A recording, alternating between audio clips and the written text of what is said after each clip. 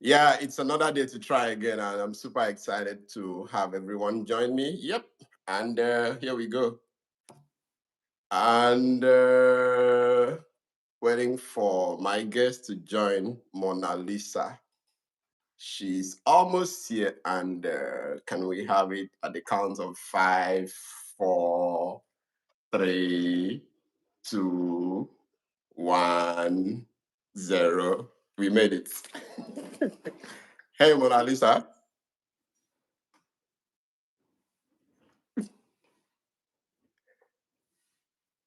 Hello, Mona Lisa. Yep, we made it.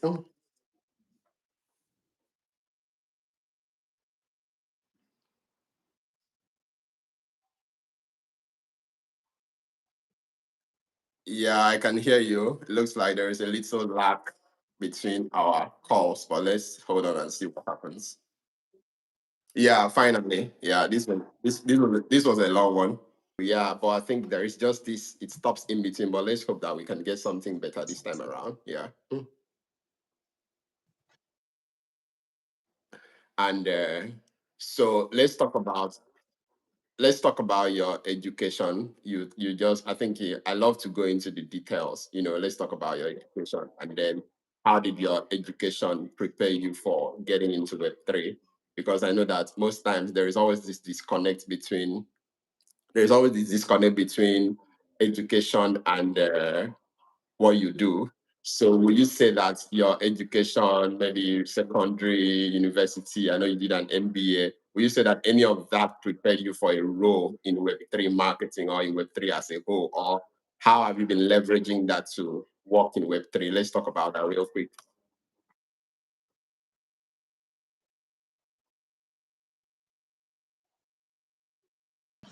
I won't attribute it to my academics. There's a big disconnect. Web3 is a very young industry and people are coming in with all round. So it is not neatly tied to what you studied, linguistics and communication. And really, while there's a little synergy between that and marketing, it's less than maybe 10-15%. It does give me a personal leverage because I think I have some edge in terms of being able to carry through the message of Web3, being able to play that middle ground between the technical and not the non-technical. That's the only advantage I see there. But I mean, anybody can develop that skill. So there is no neat association between what you studied. People are doing all sorts of things in Web3 that they didn't study. In fact, 90% of the industry, everyone who is coming in, it's coming in from different standpoint, but what you may find yourself doing may be completely divergent from what you previously were doing in Web2 or what you studied.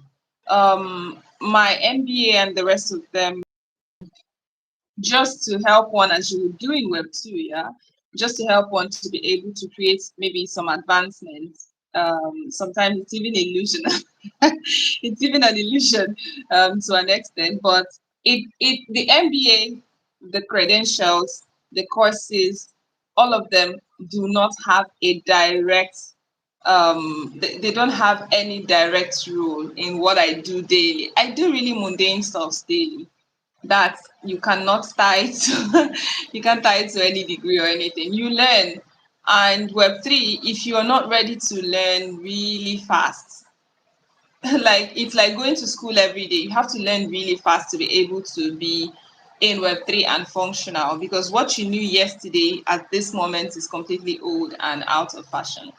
So every day you wake up with that clean template, waiting for the industry to tell you what it wants you to do for the day. We are always rolling 360 degrees. So there is even no level of academics that can hold down the immersion that you get in Web3, because every new day things are changing. It's about the fastest paced industry out there.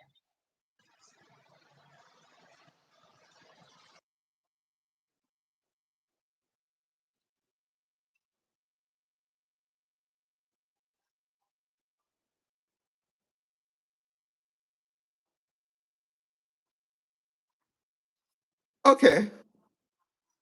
I think that was a very solid explanation. Yeah, because sometimes, like you said, there is always this disconnect between what we did in school and then what we are doing now.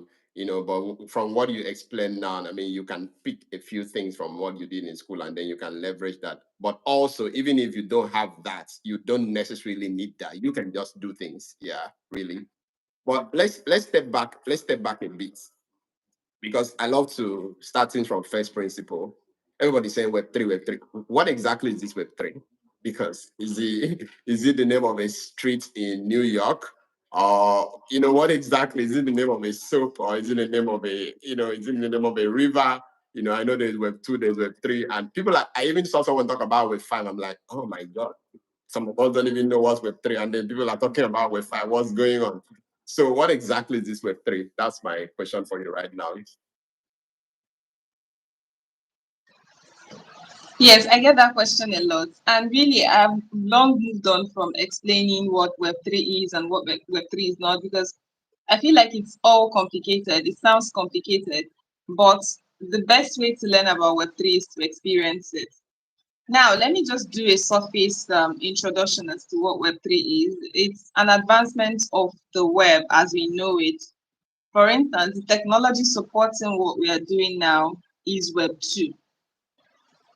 YouTube, and like all the technology as we know it that are non Web3 have all advanced to Web2. But this time, this advancement is built on decentralization. That's about the number one key element that you would always find with Web3 related brands, Web3 related products, is because they are decentralized. That means they are platform agnostic. Like you could be using a product on this platform and you can easily migrate that same product to another platform and it does not lose value, right? It's still the same product. You like that decentralization is one key element. The second one is anonymity, right? We could be on Web3 platforms. We have credentials that are tied to each person, but you cannot say who is behind the next product. Unlike Web2, where I can clearly read the name of the person writing here, I can clearly understand.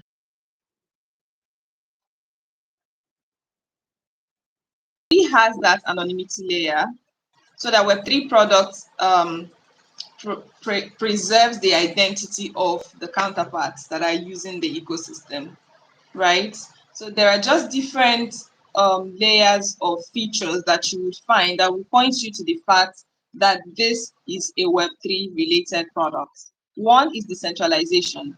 You can be using a product, you can be using a product on Ethereum, and that same product is bridged to Polygon, and that same product is bridged to Solana, and that same product is on different blockchains.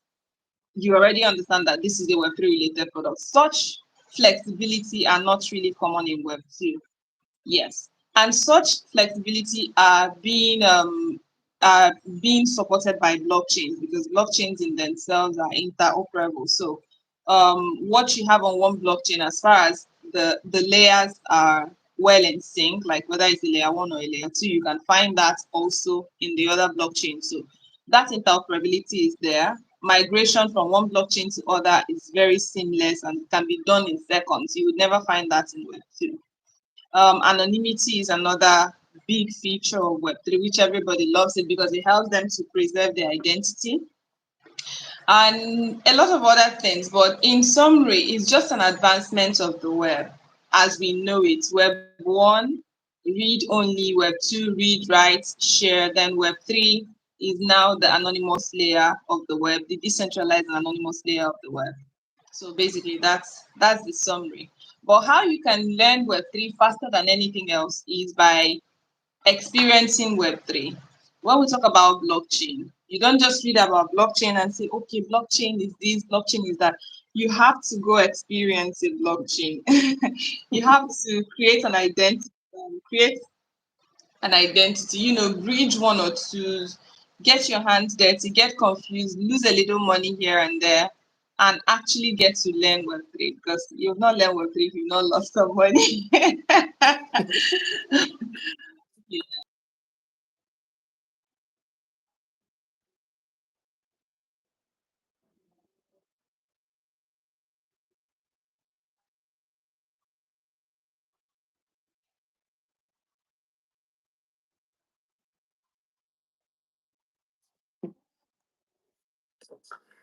Yeah, you've not learned Web3, you've not lost of money. I think that was a good way to end it, and I'm interested in that conversation, losing money, you know.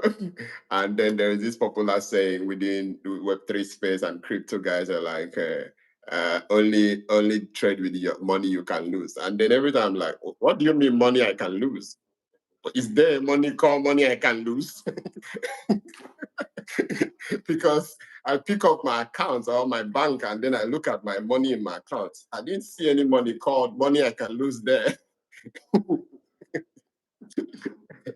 So let's talk about, but let's talk about like the opportunities in Web3. Like I said earlier, I mean, we're talking about the baby steps. So I go online on LinkedIn, especially Twitter. I see people put on their profile Web3 content creator, Web3 writer, Web3 developer. You know, it's a whole lot. And sometimes I'm even confused who is who. So do you want to just talk about like some of the opportunities or roles available within Web3 and then, you know, what it looks like? Just talk about like the most important ones and then let's see what opportunities we have there. Okay, so Web3 has opportunities for everyone. As far as you've been doing something in Web2, as far as you've been doing something in the traditional sector, your skill is bridgeable. You can actually bring that same skill into Web3. Of course, with a little refinements here and there, and you're good to go. I came from a media background. I found myself in marketing. I found what I like in marketing. I mean, I could have been doing anything else, but I found the section I like in marketing, and I decided to bridge into that. There are people that are coming from core STEM backgrounds, engineers, and the rest of them. Web3 also have all sorts of engineers, advanced engineers that pay. Now, you can come from a product marketing background, product management background, content creation background. I mean, content creators make the most money, as far as I know, on the lower kid, of course, except with the exception of engineers, Solidity developers, Rust, and the rest of them. But the next set of people that make some really good money in Web3 are content creators because they are more versatile. They work with a bunch of projects at the same time, influencers, everyone. So whether it's content strategy you understand, or marketing strategy, go to market strategy. I work on the product launch front. I have launched more than 7 different products over the years in Web3. So I understand the uniqueness of launching a Web3 product. It is completely a different world entirely from launching a Web2 product. Yeah. But that's my own background. So whether you're coming from an artistry background, I mean, everybody was NFT, and people in the entertainment arts industry had their own groove during that time. People are modifying skills, people are advancing. So the good part is you can always bridge what you have and then you can begin to expand on that skill. If you're a content creator in Web2, you can get started in Web3, but you would need to understand Web3 itself, which is where a lot of people get stuck. You would need to understand Web3 itself to be able to play actively because you cannot sell what you don't understand as a copywriter, content writer, everything in between. You have to pass the test of understanding Web3, of experiencing Web3 before you can now comfortably bridge in your skill. For instance, I run a developer education academy. What we do is help them to bridge their skills into Web3 to get started. So someone knows Solidity, someone knows Java already, they know Python already, CSS and all of that, but they don't know Solidity. And that's the commonest you can find on all blockchains, on most blockchains. They don't know Rust. A bunch of other programming languages that they do not know that are unique to Web3. So we pick it up from where they currently are and then begin to show them how they can begin to, build blockchain related products. From UI UX, you begin to learn the uniqueness of UI UX in Web3. You begin to learn tokenization. You begin to learn a whole lot of things. Immerse yourself and in 6 months, depending on how serious you are, in 6 months to 1 year, you've already successfully breached your skill from your traditional sector to understanding Web3 and to finding one or two that you can make money out of. That's an interesting one. And what the take home for me really is that, I mean, whether you are in Web2 or wherever you are, you can actually reach, you can transition into Web3. And, there are tools you can leverage on, platforms you can leverage on to just, just pick up, grab your skill that you already have and then move into Web3. But let's talk about it. And by the way, shout out to every one of us, every one of you that is able to join us on this live session. And as we continue, if you have any question for us, just put it out there on the comment section, and I'm going to ask Monalisa right on this section. So if you have any question, just feel free to put your question out there. Tell us where you're joining us from. I see all of you. Ajuka, I see you. I see you. Grace, I see all of you. So Monalisa, let's talk about all the things we see often. So people talk about Telegram, Telegram bots, deck screener, moonshot. I have lost count. I can't keep up. I cannot keep up. It is insane. Airdrop. If you go on Twitter, someone say I'm an airdrop hunter. Join my Telegram bots. Do this act. It is insane. What is all of this thing about? So yeah, and to be very honest, I mean, while I was some years, I used to do some of those activities and all, but I think I couldn't keep up. I just lost out. But let's talk about this thing. What are all of these things about? What opportunities are in those things or those platforms?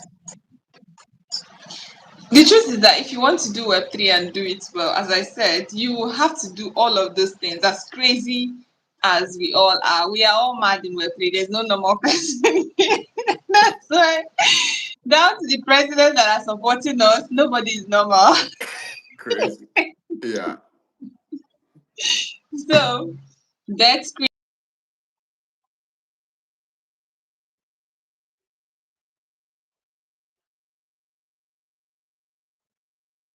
From platforms where we track tokens like Etherscan, BSC scan, some like you would find CoinMarketCap, those days CoinGecko. During the last bull run, those were the high-end research platforms. Mm-hmm. But now platforms like Pump.One, Deck Screener, and a bunch of them have also entered the industry, kind of simplifying things.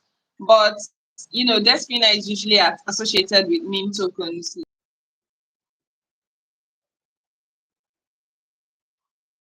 Yeah, that's where you find a bunch of them, those two platforms. Those are research platforms, so you could find thousands, hundreds of thousands of newly launched tokens launched. I mean, there are over 6,000 tokens that are launched in a day. You would find a 6,000 bunch a of day? them. But Crazy. beyond that, it might even have doubled. Yes. So launched everywhere. There's a platform for aggregation of all of that information, and that's the screener, Pump.Fun, CoinMarketCap, and a whole lot of others. Then recently, during this bull run, we stumbled on easier way to trade, because those days it would usually be on DEX exchanges.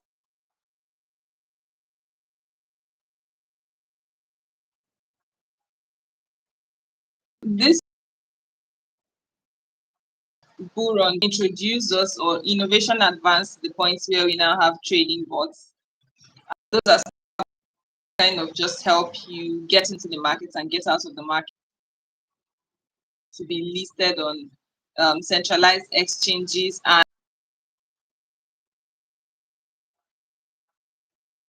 complicated. We had to deal with MetaMask those days. Nobody, I mean, who goes to MetaMask these days except you have something important to do there? But then we have all sorts of simplified products that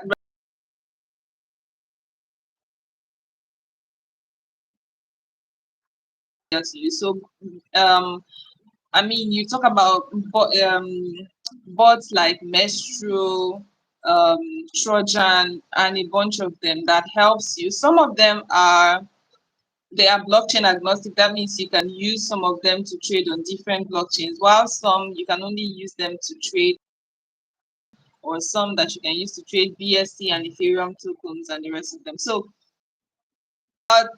Web3 is that products get obsolete very fast. What worked today may not work next year, and new products just keep coming into the picture. The people who call themselves researchers, that's how important it is, because there are people who dedicate their lives to researching. Young folks out there researching, getting to understand this ecosystem, writing threads about airdrop hunters. They do all sorts of tasks, do to earn, learn to earn, work to earn, step to earn, this to earn, anything to earn. Yeah, so they engage themselves with that. Sometimes it's rewarding, sometimes it's dust, like say moon or dust. Sometimes it's pure dust. So yeah, but it takes a lot of time. It takes a lot of time. There's something I wanted to share, but who knows? Let me just now that it popped into my mind, whoever is coming to Web3 should not get trapped with that basic layer. I see a lot of young folks, once they come in, you make your first $100 and you be airdrop hunting. I made $500. And it's like the best thing that ever happened to that person. And some people are trapped there. They do that years on ending. You find year one, you're still in airdrop hunting. Second year, you're still an airdrop hunter. Third year, fourth year, what are you doing? There is so much that can happen to you if you looked above airdrop hunting, and sort of how you can build a career, build a lasting career, build products, because this is what separates us, the African side, from the Asian side and from the rest of the world. These are the folks who are pumping us with those airdrops. There are people behind those airdrops. Think of the technology behind it. Think of the team behind it. Those are the ones making money. You, with your $500 that you've made, are just as hopeless as, of which you would still lose in the next, potentially lose, yeah, because people lose a lot of money due to one issue or the other. So for those who are coming in, it's good to experience these things. It's good to expose yourself. It's good to get started there.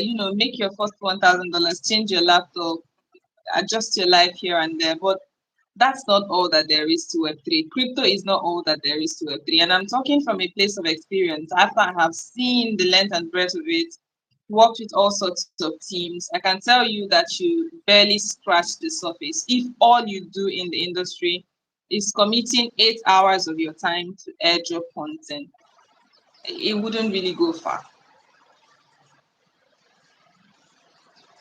Okay. Now you mentioned money. Let's talk about money because you've been calling some figures here, do to earn, right to earn, start to, just you said a lot of things about money, $500 here, $1,000 here, and all of that. That's a lot of money for some people, depending on where you are. But let's talk about let's talk about the money in this whole thing, yeah. Because I am one person who is always for being able to get sufficient reward for the work you do or sufficient reward for your career. So is Web3 one of those things where after this call now with you, I just get started and then by the end of today, I would have made my first $500? Or, or do I have or do I have to work hard for like 10 years before I can, blow, like we say in Nigerian parlance?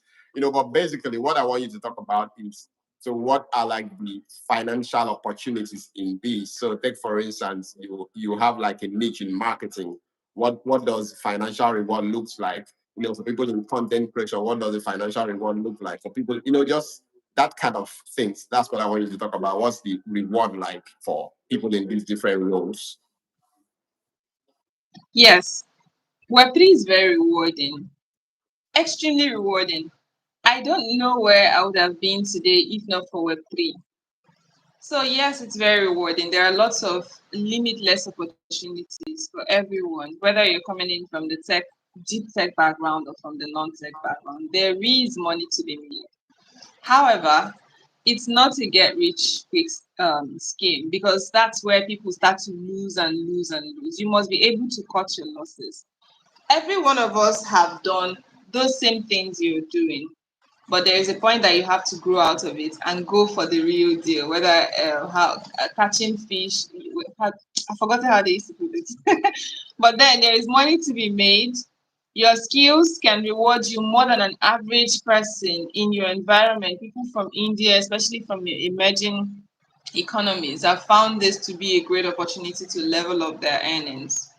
An average product manager in Nigeria could be earning, say, out of their 3 to 4 years of experience, may still be earning like 350,000 to 500,000. Yeah. But at that same person, I mean, 500,000, that's for those who are really earning well, right? Let's just keep it at 350 to 400. So, but you would find the same person in that same role, courtesy of the fact that they are working in international markets. No matter how bad it gets, I'm talking about the entry level. You could still find yourself earning well over 700 to $1,000 for that same role that somebody is earning 350 to $400, 400,000 naira for that same role. So depending on a whole lot of other background issues, like background conditions, depending on how you package yourself, depending on your depth, your technical depth, depending on your networking skills, your ability to represent yourself well, you can earn way, like you can 5x, 4x your income from your traditional job in Web3. Um, when I started out in Web2, I think when I breached from Web2, I think my salary then was around 150,000, yeah, in my job in Lagos. But that is like over 4 years ago, right? That same job, the people who are doing that same job in Web3 should be earning somewhere around $400. That is at entry level. And how much is $400? That's nearly Maybe like 600 and something 700K, thousand. like that. Yes, yes. That just paints a picture as to how people are able to, level up their earnings in a short while. But you must do the groundwork. You must do your homework. Mm-hmm. Jobs are not thrown at you.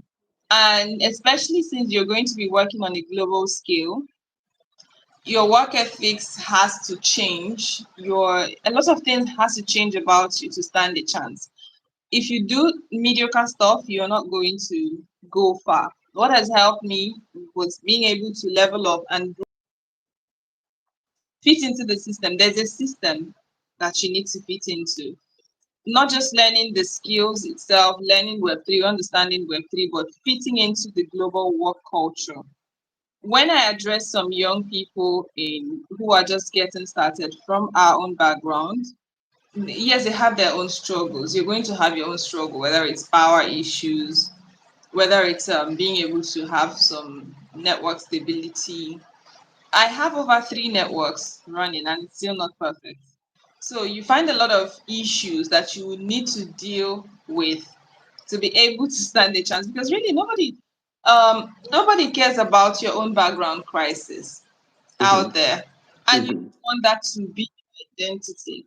When you go out there, you always drag in your own issues into That's your true. work scenario. One So case. there's a lot of things to do before you can stand a good chance.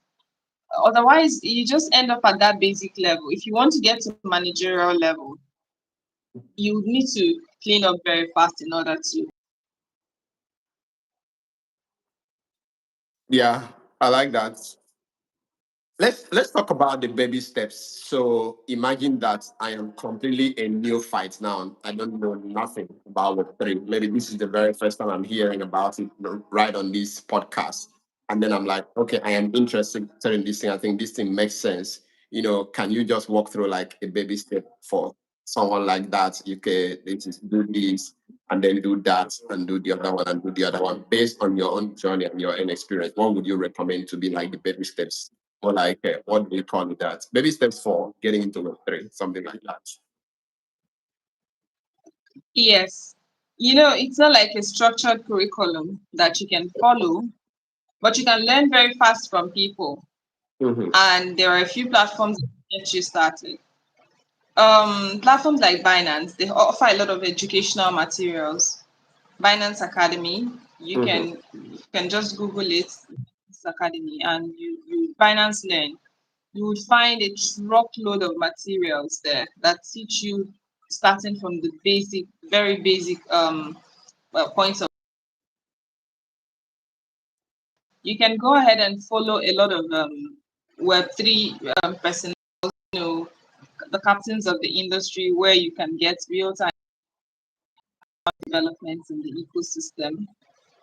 You also you have to develop a personal learning structure for yourself. Even Binance Academy alone is more like an institution. Like if you're just looking to learn, but if you're looking to learn designated kind of knowledge that would help you bridge your skill, we can have a different conversation around that. Yeah, assuming you're looking to bridge your software engineering background from Web 2 to Web 3, that's a different conversation altogether. Or you want to learn Web3 marketing, that's a different conversation. But if you're looking to learn platforms like Alchemy Academy, platforms like Binance Learn, literally all the Coinbase Learn, there are all the platforms, all the top platforms have their own academy side where you can find all the information you need. So go there, read an article per day, read 2 articles per day, visit some influencers, check out what is unfolding. I have subscriptions to news platforms, a bunch of them that just keep this information flowing. It can be very overwhelming, but there is no shortcut around it. So you have to keep yourself updated. You have to join communities like Super Team, there are a bunch of communities, all the platforms too. Binance, they have their own community. One thing that Web3 stands out for is that community. There's literally nothing you can do in Web3 without talking about community. So you want to join, maybe 3, 4, 5 communities that helps you stay updated on what is happening in the ecosystem. So you learn by yourself, you join communities, you follow some influencers, and if you are deliberate about it, in less than 6 months, you should already have made some progress.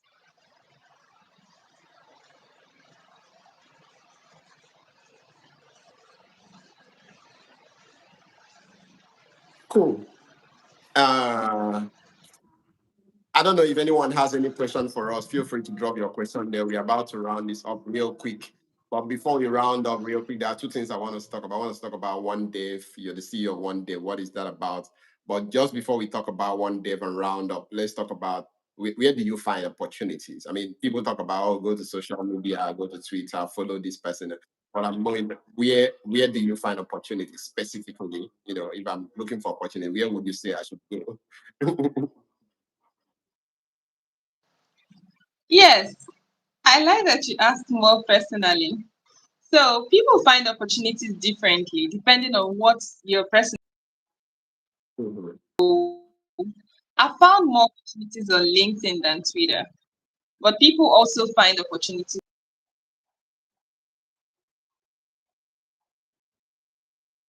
on Web3 Twitter because it can swallow you if you're not strong, and especially if you're new. There is so much to deal with there. So I don't spend my energy there. It's too much. But my current job, I got it on LinkedIn. You have to build your profile. You have to build your portfolio like you really mean business, Mhm. like you know what you're doing. For me, my strategy have always been to attract, not to chase. I rarely chase anything in Web3, and things are thrown at me. And that's simply because I've built that momentum. I've built my background. It's easy to spot me.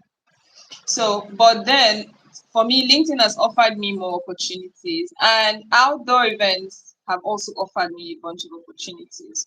When I started out, I used to attend at least 3 events a month. Right now, I haven't attended any events in recent times, but I intend to. even this year, step up to, even if it's once a month, but get started, be at events, meet real people, have real conversations. When you connect to, say, you go for a Web3 event and you connect to, say, 10 persons during that event, you don't need to connect to everybody there, but connect with 10 persons. And by the time you event, and in 1 year, you have, met and expanded your network to up to 150 to 200 persons, right? And Mhm. these are industry players and participants. And if you're someone who is continually sharing your skill, building your profile, those same people. I have referred a bunch of people for opportunities in Web3 and still referring. But I cannot refer you if I cannot vouch for your personality, for your capacity, So that's where you now need to present yourself and know that people are watching, people are seeing you. You're not invisible, you're not a spirit. And when an opportunity comes, you need to be top of mind for such opportunities. So let me put a name to it. Branding is very important in Web3 because it's a very busy industry. So you want to do your best to have a memorable brand, have something that people can remember top of mind. If you talk of Web3 global marketing, people of African descent, women, there is no way I won't come to mind. Okay, because I've built that brand over time. So that's what I encourage everyone. I didn't just get into the industry, get a job, sit in the background, sit quietly, just be there. I never did that. Otherwise, that could have been my first and last job. And when that one is over, I would have to beg the universe to offer me something else. But I did create, it takes a lot of time. I mean, I've been in the industry for 5 years, and these have accumulated over time.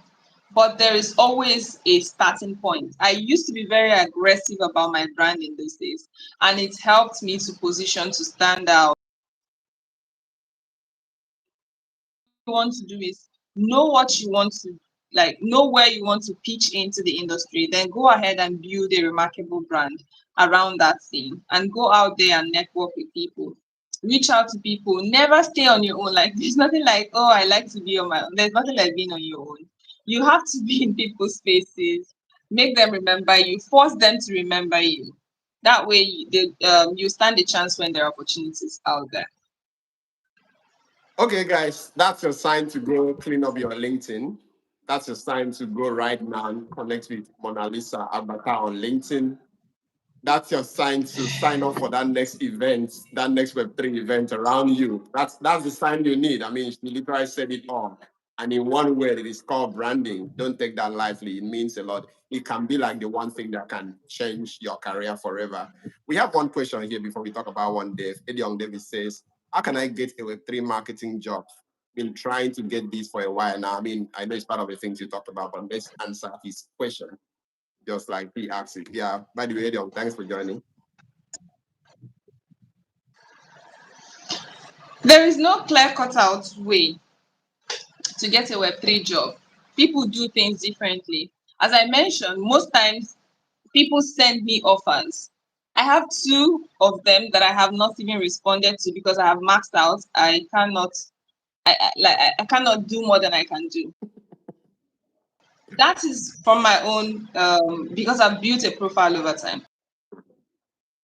And you want to get a Web3 job, you want to volunteer and build a portfolio so that you have something to reference. Nobody will give you a job right out of Web2. You have to do the initial boxing yourself. You need to squeeze yourself into that job, squeeze yourself into the opportunity, and then gradually build your brand from that initial opportunity so that the next job you would have something to reference. So there's no shoulder carrying here. If you do not have any experience at all in Web3, look for communities like Super Team. We just launched a volunteer program the other day, and I was greatly shocked. I think we got over 112 volunteers in less than 24 hours. That's because it's competitive out there, and even from we need less than 30 volunteers, and now we have 112. So we still have to screen, take out some people so that we can have the number that we can manage. But that's to tell you how competitive it is out there. In any case, you don't need to be discouraged by that. Fight for your own spot. After you fill the form, there are lots of ambassadorial programs going on here and there, volunteer programs going on. After you fill that form, reach out to the people involved so that when they see your name while reviewing, they can always remember that, hey, this person reached out to me. Mhm. So put in your best foot forward, even if it's a volunteer role. Chances are that they can be able to write you a recommendation, they can be able to refer you for a full-time job, or while serving, you get a better opportunity. As far as you're building your brand and serving at the same time. I, for one, I have done a lot of things on a volunteer level before getting to this point. And even at this point, I still volunteer for larger programs because that's a strategy. Volunteering is a strategy for growth if you know what you're doing. So, what you want to do is get yourself into the scene through volunteering, through ambassadorial program, and put in your best work there. And then take your time to compile your portfolio and use that to apply for your next job. It's not going to be easy. And if you find smaller jobs, say when I started out, I had a job in Lagos that was paying me 150,000 naira, and I was also doing a Web3 job of $50 at the same time. So it offered me that chance to get started. I mean, what is 150? What is 50,000? What is $50? But I did it, and my next job was about $300, and just like that, I progressed over time. So if Don't you're worry coming telling from us Web about the 2, other jobs after the $300. Don't worry about the figures for security reasons.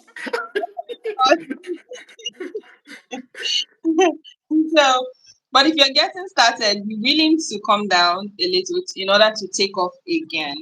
So you would find there are jobs in Web3, really. There are jobs. There are jobs. It depends on what you want, where you're searching for, who you are connected to, how closely you are watching what they do and how they do it, right?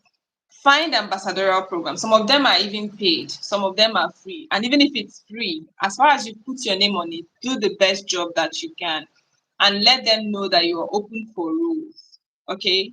If you did up to 5 ambassadorial jobs over a period of 6 months, chances are high that you find something that works from there. And from communities too, a lot of communities will post random opportunities. You can reach out to them and say, hey, I am in a good position to take up this role. So one thing leading to the other, you should be able to find something that works. Guys, go volunteer, go join communities, go connect with Mona Lisa right now. And I'm saying this again on LinkedIn. And then, I mean, you already have like a connection point and you connect with her. You can just send her a message. Oh, I was in the live session with James. And, that's a connection point. That's how it starts, because some people just connect and then they don't do anything. When you connect, send a message and you have like a connection point.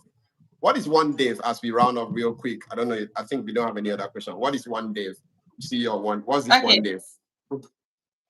so OneDev is a platform, is an edtech for upskilling developers, strictly software developers. So we are helping software engineers get started with AI and Web3 to help them, advance their skill set and be able to fit into global opportunities. We found that there are opportunities in Web3, but Africans are underrepresented, not because people are not willing to offer them those roles, but because we often lack the skill set. So it leads to, a lot of fumbling and people not being able to even step out for those roles because they know they are not qualified for it. So we created OneDev. We run bootcamp programs, bootcamp cohorts. We have one coming up for those who are looking to bridge from Web2 to Web3 entry level experience, because if you're coming with a blank sheet, chances are that you may get lost in the course of the program. But as far as you've been a web, even if it's just an entry level, you can get into our program, and then over the next 5 months, from April to September, you would already have become a Web3 developer. And we are also building out a pipeline to support those that want to intern with organizations so that they can get to build a practical portfolio. It's instructor led. It's you can join from anywhere. You can any part of Africa, wherever you are, you can join. And what we want to do is to make sure that in the next couple of years, in the next 5 years, we are able to build at least 10,000 African developers who are working actively in Web3. Because right now, Asians are well ahead of us in terms of skill sets, in terms of numbers. We have less than 1 million African developers, Web2 in total. Meanwhile, meanwhile, India has about 6 million. We have currently 800,000 developers. So that shows you, and right now we have the youngest growing population of youth. So we felt that we can create an opportunity to help those who are ready to take their own career seriously and work in the global sphere, to give them the skill set that they need to actually get that done. Perfect. Okay, and one last one. Do you want to talk to us about anything like word of advice, how we can reach you? Just any other thing just to round this off. What do you want to just tell us as we close out on this? Anything you didn't talk about and or something that we missed you think is going to be very helpful for everyone out there? Yeah, wherever you search for me, just type Monalisa Agbata. That's my name. And that's my name consistently on all platforms. All the way from LinkedIn to, I'm not on Facebook right now, please. All the way from LinkedIn to Instagram to Twitter. You'd find me everywhere. Just send me a connection and let me know how we met, and we took it up from there.